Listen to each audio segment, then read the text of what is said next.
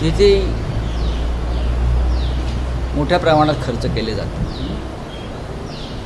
माझं असं म्हणणं आहे भारतीय जनता पक्ष आणि त्यांच्या लोकांना, तुमच्याकडे पुरेसं संख्याबळ आहे ना. पुरेसं संख्याबळ असताना तुम्ही हा घोडेबाजार का करता? हे मी पहिल्या दिवसापासून सांगतो. तुमच्याकडे जिंकून येण्याइतकं बळ आहे, संख्याबळ आहे, यंत्रणा आहे, तरीही तुम्ही बिनविरोध माघार यासाठी एवढा आटापिटा का करताय? घोडेबाजार का करताय? एका बाजूला मोदी म्हणतात काटकसर करा, मोठे कार्यक्रम करू नका, गाड्या घोड्या उडवू नका. मग पैसे उडवायला परवानगी दिली आहे का? अशा प्रकारे विधान परिषद निवडणुकांवरती अशा प्रकारे कोटी कोटी रुपये पैसे उडवायला परवानगी दिली आहे का? कोकणातील मागारीसाठी 25 कोटी रुपये दिले साधारण, त्यातले 15 कोटी रुपये BKCतल्या सॉफिटेल हॉटेलमध्ये. विचारा, तुम्ही जाऊन विचारा, घेणाऱ्यांना आणि देणाऱ्यांना विचारा या निर्लज्जपणावर. संभाजीनगरमध्ये सुद्धा साधारण तेवढीच रक्कम लेनदेन झाली. पुण्यातले तर आकडे आज प्रसिद्धच झालेले आहेत. उमेदवारीच्या बदल्यात उमेदवारी देणाऱ्यांना काय दिलं आहे ते काही कर्ज रूपानं आहे, काही स्थावर मालमत्तेच्या रूपानं आहे. या महाराष्ट्रात हे चित्र जे निर्माण झालं आहे भारतीय जनता पक्षाच्या कृपेने, हे फक्त लोकशाहीला कलंक लावणारं नाही, तर या महाराष्ट्राची प्रतिमा, प्रतिभा, संस्कृती यांनासुद्धा काळीमा फासणारा हा प्रकार. मी वारंवार तेच सांगतो, तुमच्याकडे पुरेसं संख्याबळ नाही तर 5वी संख्याबळ आहे, 5 तरीही तुम्ही हे उद्योग का करताय? तुम्हाला ही नशा जडली आहे, ही नशा जडली आहे का तुम्हाला? पैसे उडवायचे आहेत, पैसे माणसं विकत घ्यायचीच आहेत. लोक पाहताय आणि आता झुरळं पण रस्त्यावरती उतरायला लागले. लक्षात घ्या, तुम्हाला याचं उत्तर द्यावं लागेल. तुम्ही सुरुवातीपासून म्हणत होतात की संख्याबळ नाही, ही निवडणूक लढता कामा नये, पण महाविकास आघाडीच्या बैठका झाल्या, अनेक उमेदवारांनी आग्रह केले आणि तरीही निवडणूक लढली गेली. तर या उमेदवारांनी व्यक्तिगत स्वार्थापोटी पक्ष नेतृत्वाचा विश्वासघात केला, व्यक्तिगत स्वार्थापोटी आणि पक्ष नेतृत्वाला अंधारात ठेवून या माघार घेतलेल्या आहे. उमेदवारी घेताना तुम्ही पक्ष नेतृत्वाकडे आलात. मला तर आश्चर्य वाटतं, कोकणातले एक उमेदवार आमचे पूर्वीचे संघ परिवारातले म्हणजे नीतिमान, नैतिकता वगैरे, मातोश्रीवरती येऊन बाळासाहेब ठाकरे यांच्या तसगिरीच्या साक्षीनं नॉमिनेशन का उमेदवारी अर्ज घेतात. तिथून ते सिद्धिविनायक मंदिरात जातात, सिद्धिविनायकाच्या पायाशी तो उमेदवारी अर्ज ठेवतात, सिद्धिविनायकाचे आशीर्वाद घेतात, कपाळाला सिद्धिविनायकाचा शेंदूर लावतात, काय ते लावतात, प्रसाद घेतात, विळा लावतात. हिंदुत्ववादी ना, आणि कोकणात जाऊन हिंदुत्वाचा पूच लावतात. सगळे हिंदुत्ववादी एकत्र आले गद्दारीसाठी. फोटो पहा, मी टाकला आहे. म्हणजे स्वतःला हिंदुत्ववादी समजणारे सगळे सो कॉल्ड हिंदुत्ववादी बेईमानी करण्यासाठी एकत्र आले. कोणत्या वेद पुराणामध्ये अशा प्रकारे बेईमानीला स्थान दिलं आहे? कोणत्या उपनिषदांमध्ये अशा प्रकारे गद्दारीला स्थान दिलं आहे? पण ते दुबळे होते मग उमेदवार, नाही, उमेदवार चोर होते, हे माझं काय म्हणणं आहे. पण ते असं म्हणतात की मी उद्धव ठाकरेंशी संपर्क अजिबात नाही.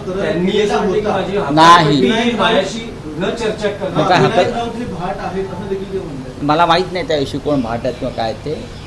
जर तुम्ही माननीय उद्धवजींकडून उमेदवारी अर्ज घेऊन गेलात, तुम्ही लढताय म्हणून, तुमच्यासाठी आम्ही शेतकरी कामगार पक्षाशी सतत चर्चा करत राहिलो की त्यांच्या उमेदवारांनी माघार घ्यावी म्हणून. 12:30 वाजेपर्यंत उमेदवार माझ्याशी बोलत होते शिका पक्षाच्या उमेदवारांच्या माघारी संदर्भात. आणि तुम्ही साधारण 1 वाजता भाजपच्या एका मंत्र्याबरोबर कोकणातल्या जाऊन माघार घेता. याच्याबाबत तुम्ही आत्मचिंतन केलं पाहिजे स्वतः. त्यांनी आपलं काय चुकलं आहे. इतरांवरती आरोप करून काय होणार नाही. मुळात मी ह्या संपूर्ण प्रक्रियेमध्ये नाही पहिल्या दिवसापासून, आपल्याला माहिती आहे. तरीही कोकणातल्या जागेसाठी कोणीतरी जिद्दीनं लढण्याचा प्रयत्न करतो आहे. म्हणून मी त्यात शेवटच्या 2 दिवसामध्ये मी त्याच्यामध्ये थोडा सहभागी झालो की त्यांना मदत व्हावी. पण मी म्हटलं ना की कोट्यावधीचे व्यवहार भारतीय जनता पक्ष, मिंदे गट, अजित पवार गट हे करत असतील. त्यांच्याकडे संख्याबळ असतानासुद्धा तर मला वाटतं त्यांनाही नशा चढलेली आहे आणि ही नशा उतरताना कठीण. पण त्यांची हकालपट्टी म्हणजे डोंगावकर आणि बाळमाने यांची हकालपट्टी करून त्यांचा मार्ग अधिक सोपा नाही, ठीक आहे बघा की अशी घाण नको. राजकीय नाही, त्यांची वाटचाल अधिक सोपी मग आमच्याकडे असून तरी काय उपयोग आहे आमच्या वाटचाली. तुम्हाला साधी कर्टसी नाही आहे, कृतज्ञता नाही आहे. मागे घेण्यासंदर्भात पक्ष नेतृत्वाशी चर्चा करावी. शेवटच्या मिनिटापर्यंत आम्ही तुमच्यासाठी प्रयत्न करत होतो, हे चुकीचं आहे. हे त्यांनाही माहिती आहे, त्यांनी अपराध केलेला आहे. नाही, पण निष्ठावंत उमेदवार मिळाले नाहीत का महाविकास आघाडीला? इतक्या मोठ्या प्रमाणात जर माघार घेतली जात असेल तर आता एकनाथ शिंदे निष्ठावंत नव्हते का? एकनाथ शिंदे, दादा भुसे, नारायण राणे, छगन भुजबळ किंवा तिकडे दिलीप वळसे पाटील, हसन मुश्रीफ, हे सगळे निष्ठावंतच होते. हो, काय निष्ठेची किंमत. त्यामुळे रावसाहेब महाविकास आघाडीच्या बैठका व्हायच्या जवळपास 2-2, 2.5 तास चर्चा व्हायची. मी त्यात नव्हतो. नाही, तुम्ही नव्हता. ते निरर्थक होतं असं माझं काय म्हणणं. त्याच्यामध्ये मी पहिल्या दिवसापासून जे म्हणत होतो की आपण फार सावधपणे याच्यामध्ये पावलं टाकली पाहिजे. खरोखर लढणारे लोक आहेत, त्यांना तावून सुलाखून वाजवून त्यांना उमेदवारी दिला पाहिजे. अशा निवडणुकीमध्ये उमेदवारा घेऊन त्याचं विक्री केली जाते, हा राजकीय ज्ञान असलेला सामान्य कार्यकर्तासुद्धा सांगू शकतो. पुण्याच्या उमेदवारीवरून जे सगळं झालं, संपूर्ण महाराष्ट्रानं बघितलं की NCP अजित पवार पक्षामध्ये काय परिस्थिती होती. विक्रम काकडे यांच्यासाठी संजय काकडेंनी शरद पवारांना फोन केल्याचं कळतंय. त्यानंतर शरद पवारांनी आपला अधिकृत उमेदवार मागे घेतला. आश्चर्य वाटतंय, धक्का आहे की हे होणारच होतं? हे अपेक्षित होतं. धक्का कशाला बसेल? ज्या प्रकारचं राजकारण महाराष्ट्रात सुरू आहे त्याच्यामुळे याच्यामध्ये धक्का बसावा असं काही नाही. या सगळ्या गोष्टी अपेक्षित आहेत आणि त्याच्यावरती आता आम्ही किती वेळा चर्चा करायची. नाही, पण रावसाहेब एक आहे की विधान परिषद असेल किंवा राज्यसभा, अलीकडे महाराष्ट्रामध्ये हा एक पायंडा बनत चाललाय की निवडणुका बिनविरोध व्हाव्या. निवडणुका नाही, चांगल्या हेतूनं जर बिनविरोध होणार असतील तर त्याचं स्वागत केलं पाहिजे, चांगल्या हेतूनं. पण काल जो प्रकार घडला बिनविरोध पॅटर्नचा, त्याचं स्वागत करणं म्हणजे लोकशाहीच्या पाठीत खंजीर खुपसण्यासारखं. निवडणूक हा संविधानाने दिलेला अधिकार, हक्क आहे मतदान करण्याचा. विधान परिषदेचं मतदान हे गुप्त असतं, राज्यसभेचं उघड असतं. या दोन्ही गोष्टी लक्षात घेतल्या तर राज्यसभेची निवडणूक बिनविरोध होऊ शकते. उघडपणे कोणी रिव्होल्ट करणार नाही, त्यांचं ताबडतोब आमदारकी जाऊ शकते. पण विधान परिषद हे गुप्त मतदान. मग भारतीय जनता पक्ष आणि त्यांचे मित्र पक्ष का घाबरले निवडणूक घेण्यासाठी? घाबरायचं कारण काय?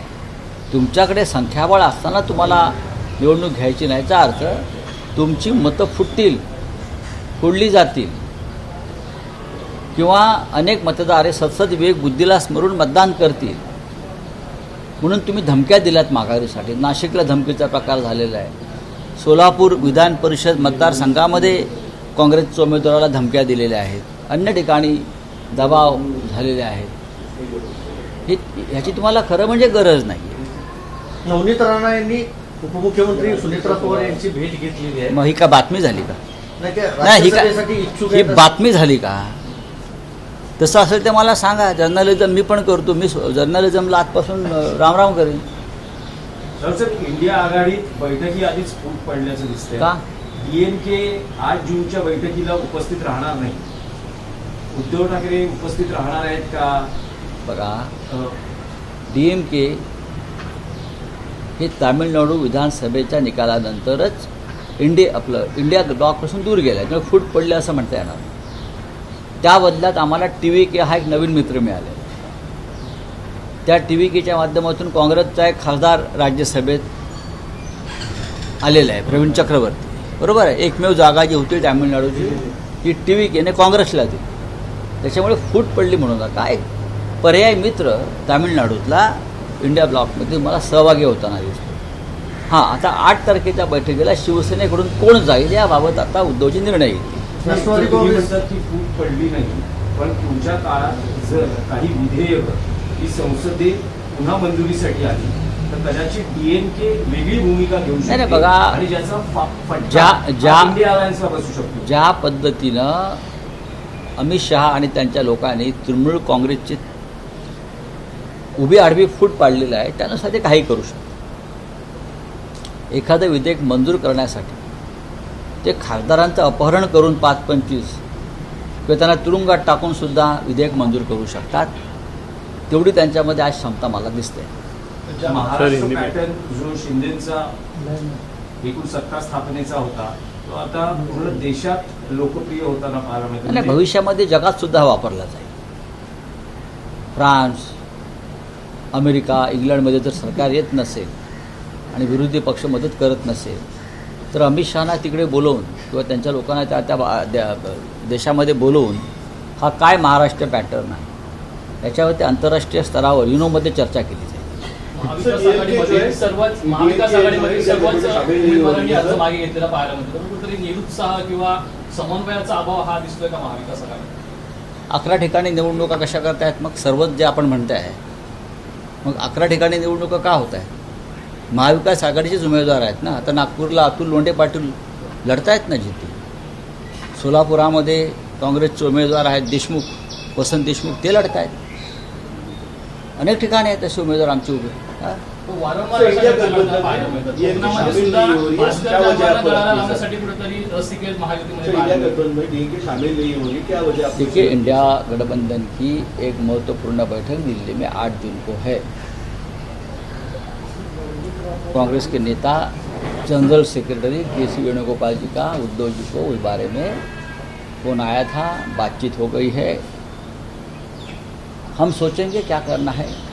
महाराष्ट्र में भी बहुत काम है इस बार. बात रही DMK. देखिए, जब चुनाव हुआ तमिलनाडु के नतीजे आ गए, उसके बाद वहाँ जो परिवर्तन हो गया और कांग्रेस जिस तरह से TVK के साथ सत्ता में शामिल हो गई, उसी दिन DMK ने इंडिया ब्लॉक से अपना नाता तोड़ दिया है.